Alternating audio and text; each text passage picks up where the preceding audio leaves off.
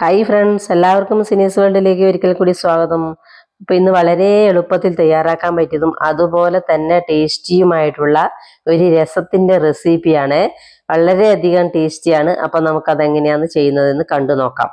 അപ്പോൾ അതിന് വേണ്ടിയിട്ട് ഞാൻ ഇവിടെ 2 തക്കാളിയാണ് എടുത്തിട്ടുള്ളത്. അതിൻ്റെ തൊലിയൊക്കെ കളഞ്ഞ് അതിലേക്ക് അല്പം ചൂടുവെള്ളം ഒഴിച്ചു കൊടുത്തിട്ട് അവിടെ മാറ്റി വെച്ചിട്ടുണ്ട്. പിന്നീട് ഒരു പാത്രത്തിലേക്ക് ഒരു ചെറുനാരങ്ങ വലിപ്പത്തിലുള്ള പുളിയാണ് എടുത്തിട്ടുള്ളത്.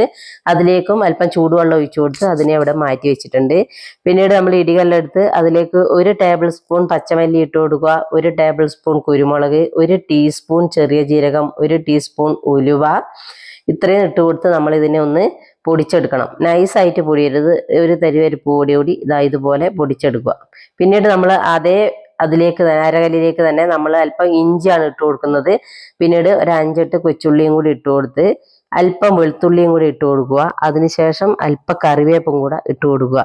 അപ്പോൾ ഇതുമെല്ലാം ഇട്ട് കൊടുത്ത് ഇതിനെ ഒന്ന് ചതച്ചെടുക്കണം. അതുപോലെ തന്നെ അരഞ്ഞു പോകരുത്, ഒന്ന് ചതച്ചെടുക്കാനേ പാടുള്ളൂ.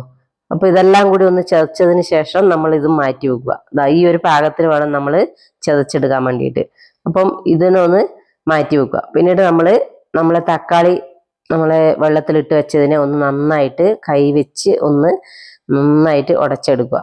അപ്പം നമ്മൾ തക്കാളിയൊക്കെ ഒന്ന് നന്നായിട്ട് ഉടച്ചെടുക്കുക. നല്ല തിളച്ച വെള്ളത്തിൽ ഇട്ട് കൊടുത്താലും മതി, എന്നാൽ പെട്ടെന്ന് അതൊന്ന് ഉടച്ചെടുക്കാൻ വേണ്ടി കിട്ടും. അപ്പം ഇതൊക്കെ ഒന്ന് നന്നായിട്ട് ഉടഞ്ഞു വന്നിട്ടുണ്ട്. അതിലേക്ക് നമ്മളുടെ പുളിയും കൂടെ ഒന്ന് നന്നായിട്ട് പിഴിഞ്ഞിട്ട് ഒഴിച്ചു കൊടുക്കണം. അപ്പം നമ്മളെ പുളി വെള്ളവും കൂടെ ഈ തക്കാളി വെള്ളത്തിലേക്ക് ഒഴിച്ചു കൊടുക്കുക. അതിനുശേഷം നമുക്ക് ഇതിലേക്ക് കുറച്ച് ഇൻഗ്രീഡിയൻസും കൂടി ചേർക്കാനുണ്ട്. അപ്പോൾ അതും കൂടി നമ്മൾ ചേർത്ത് കൊടുക്കുക. 1/2 ടീസ്പൂൺ മഞ്ഞൾപ്പൊടി ചേർത്ത് കൊടുക്കണം. 1/2 ടീസ്പൂൺ മഞ്ഞൾപ്പൊടി ചേർത്ത് കൊടുക്കുക. അതുപോലെ തന്നെ 1/4 ടീസ്പൂൺ കായം കൂടെ ചേർത്ത് കൊടുക്കുക. പിന്നീട് നമ്മൾ ആവശ്യത്തിനുള്ള ഉപ്പും കൂടി ചേർത്ത് കൊടുക്കുക. ഞാൻ കല്ലുപ്പാണ് ഇതിൽ ചേർത്ത് കൊടുത്തിട്ടുള്ളത്. അപ്പം അതും കൂടെ ചേർത്ത് കൊടുത്ത് ഒന്ന് മിക്സ് ചെയ്ത് മാറ്റി വെക്കുക. പിന്നീട് നമ്മൾ സ്റ്റൗവിലേക്ക് ചട്ടി വെച്ച് കൊടുക്കുക. മൺചട്ടി തന്നെ പ്രത്യേകിച്ച് ഇത് ഉണ്ടാക്കാൻ ശ്രദ്ധിക്കണം, എങ്കിലേ നമുക്ക് അതിൻ്റെ ടേസ്റ്റ് കിട്ടത്തുള്ളൂ. അപ്പം അതിലേക്ക് 2 ടീസ്പൂൺ വെളിച്ചെണ്ണ ഒഴിച്ച് കൊടുത്ത് കടുക് ഇട്ട് പൊട്ടിക്കുക. അതിലേക്ക് 1/2 ടീസ്പൂൺ ചെറിയ ജീരകം ഇട്ട് കൊടുക്കുക, അല്പം കറിവേപ്പ്, വറ്റൽമുളക്, ഇത്രയും ഇട്ട് കൊടുത്തതിന് ശേഷം നമ്മൾ അതിലേക്ക് കലക്കി വെച്ച നമ്മളുടെ തക്കാളിയും വെള്ളവും അതുപോലെ തന്നെ നമ്മൾ ചതച്ച് വെച്ച സാധനം എല്ലാം കൂടി ഒന്ന് ഇട്ട് കൊടുക്കുക. അപ്പോൾ ഇതെല്ലാം കൂടി ഇട്ട് കൊടുത്ത് ഒന്ന് നന്നായിട്ട് മിക്സ് ചെയ്തെടുക്കുക.